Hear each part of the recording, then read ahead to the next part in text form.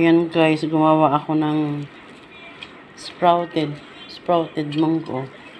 Ang dami, oh. Diba, oh. Yan lang ang kailangan natin gawin para may pang-ulam tayo. Igisa lang natin yan.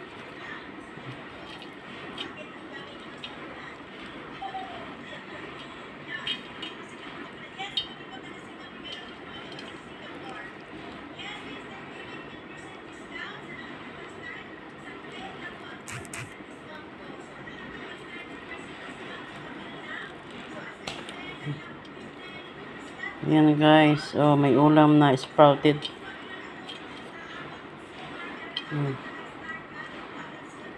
Kapag create na ako nito.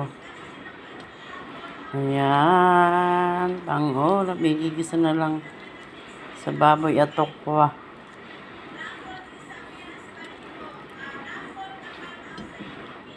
Ang dami. Ayan na guys, lahat yung aking sprouted. Sabi yung lalagay ko.